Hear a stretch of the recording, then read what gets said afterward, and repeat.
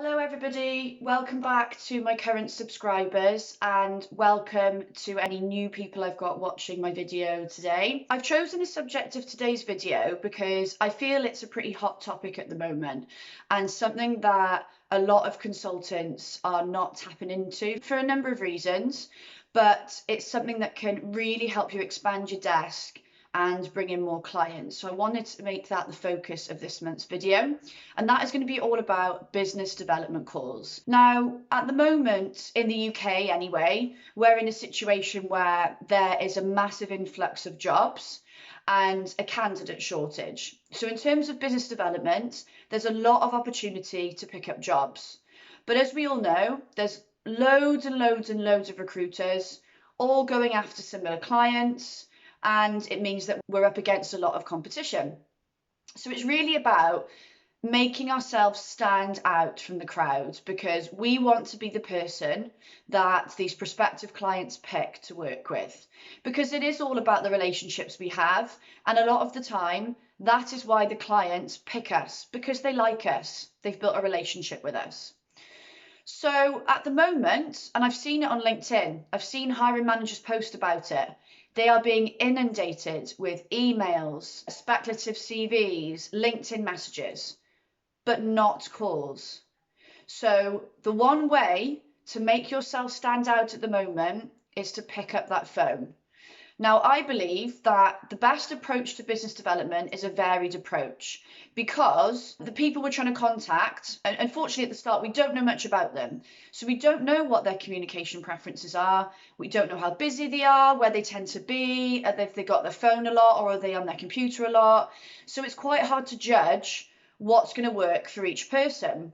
And a one-size-fits-all approach is also not a great idea because, again, it's not going to work for everybody. So I wouldn't recommend only trying to call people, because you're missing out on the benefits of LinkedIn Recruiter or basic LinkedIn if you've got it, and emailing as well. So a varied approach is the best way to do it, in my opinion. That way you're trying different things, you're reaching out to different types of people in different ways, and you'll find the way that works for each prospective client.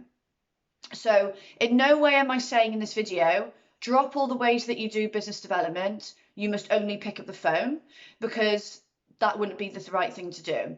Now, when I started in recruitment all those years ago, we only really made calls. That was what we did. We just picked up the phone to people. LinkedIn wasn't the same back then, and you wouldn't have used it in that way. And clients did not appreciate things like speccing out CVs. It was not a thing to do. So now there's so many different ways that you can network with these clients.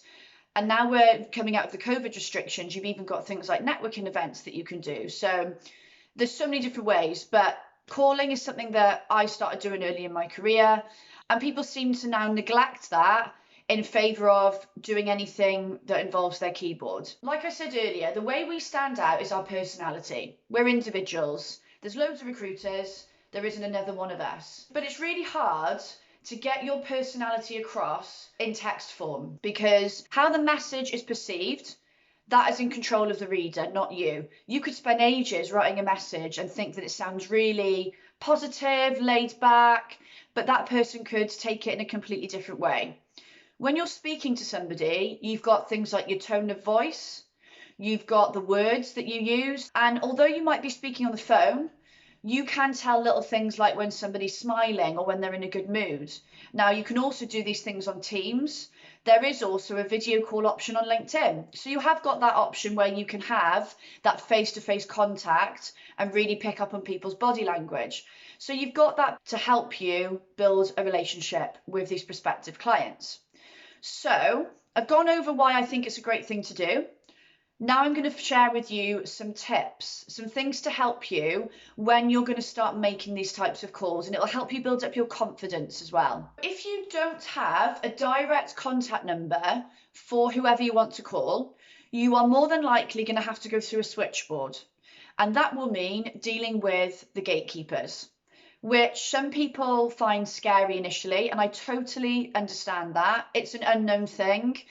But if you do it in the right way eventually it won't bother you speaking to gatekeepers, and you'll be able to skillfully build relationships with them and get through to the person you want to speak to. The key really is being open, being transparent, but also putting the time and effort into building a relationship with them. Little things like taking down their name or asking what their name is if they don't give it, and making a note of it in your CRM. So the next time you call, you can call them by their name. If that person isn't the person on reception, just by name dropping somebody that you've spoken to before, that different gatekeeper may look more favourably on you. So little touches like using names and asking those names makes them feel valued, and it's polite as well. If they ask why you're calling, don't make something up, because the likelihood is you're going to get caught out. If they ask if you've spoken before and you say yes and you haven't, if they then go and check with that person, you're going on the blacklist. So be really careful. As well, that gatekeeper may be sitting in the same room as the person that you want to speak to. So if you're having a bit of a difficult and awkward conversation and you're riling up the gatekeeper, they may hear it, and that's not going to come across well. And this person may even have some involvement in recruitment. So you want to be putting that effort in. Bring something to the table. If you are calling about a candidate that you've got for a role that you've seen they're advertising for, tell that gatekeeper.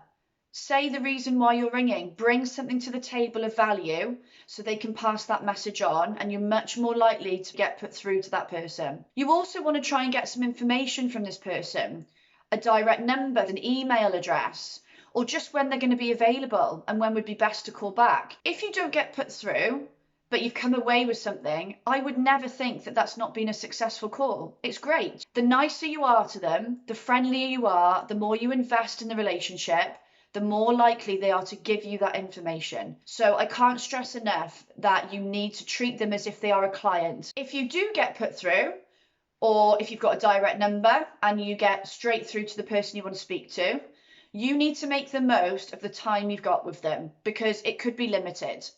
So I would make sure that before you make any calls, you do a little bit of preparation. This will really boost your confidence as well. So make a note of some of the questions that you want to ask so you don't forget. You've got little prompts if you get stuck at any point. Make sure that you've had a quick scan over what the company do. You've looked at the person you want to call on LinkedIn. You've sent them a connection request. You may have already connected with them, but make sure that you've done a little bit of prep before you make that call to make sure that you're not caught out at any point. You don't need to spend all day on it, but just a quick scan over a few things, jotting down a few questions that you can have in front of you will really, really make the difference. When you are in that call, it's really all about gathering information. So you want to be asking as many questions as you can to get relevant information that you need. What you are trying to do essentially is identify a problem so you can provide a solution. So ask the questions you need to identify that problem, and make sure that they're open questions as well. So what, why, where, and how questions. So ask things like, what are their current recruitment processes? How long does it take for them typically to fill their jobs? How long does it take the agencies they currently work with to fill the vacancies?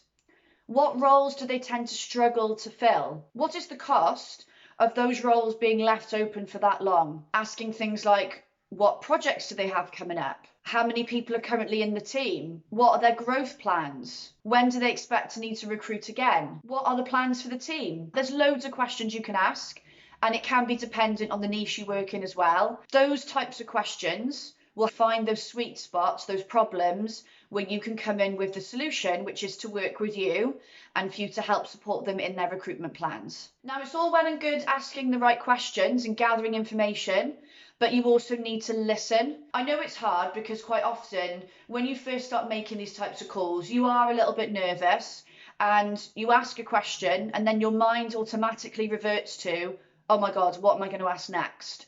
That's where prepping can help you a bit.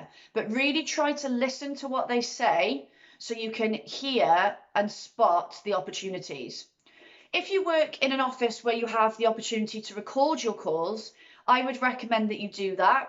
So you can make less notes, Focus more on what they're saying, and then listen to the call after and make more detailed notes to put into your CRM, because that will mean that you are less worried about writing things down and thinking about what you want to ask next over hearing what they're saying or really listening to what they're saying. If you hear something that you think, I need more information on that, go with the flow of the conversation and probe them on it.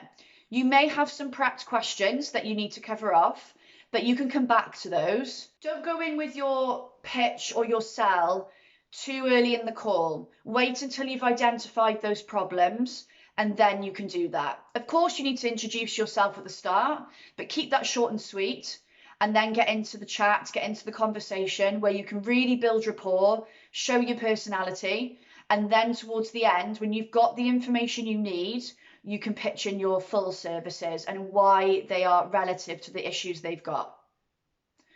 Rapport building is really important in these calls. You need to show your personality. And remember, these people you're speaking to are no different to candidates. You will be having light-hearted jokes with your candidates. You're going to be really putting the effort into adjusting and adapting to their personality, molding to them to build that relationship. This is the same. If they mention they've been on holiday or they've had a busy week, don't ignore it. Have a chat with them about it. Give some information about yourself. Open up to them so you can connect on a different level. These are the little tidbits that you can make notes of in Firefish, Vincherry, whatever your CRM is. So next time you call, you can bring them up and you can chat about them, and it makes you more memorable. They will remember your personality if you've had a great chat over somebody that's robotic and just been firing questions at them with no level of conversation. Be your authentic self. I touched on it at the start. I always say this, the people that I coach and train are probably sick of hearing it. You are the only version of you. So your personality and your authenticity is the way to stand out from the crowd. So utilize it. Don't be afraid to be yourself in these calls. Bring something of benefit to these calls as well. If you've got some fantastic candidates that you're working with at the moment, you're having a chat with this hiring manager and they have a shortage of that kind of candidate, talk about some of the candidates that you work with, pitch them in as the solution. Really bring something to the table, whether that's your knowledge and expertise, some of the candidates that you work with, or whether that's a process you can help them apply to improve their own recruitment processes. Don't just settle for basic information. Be really inquisitive. And half the time, these people love what they do and enjoy talking about it. So the more you probe and show an interest in the company, what work they've got on, the types of roles they have, they're going to see that you actually have a passion for what you do and you care about getting this information. So don't just settle for the basics. Really dig deep and probe. Think about your tone of voice, because that is important.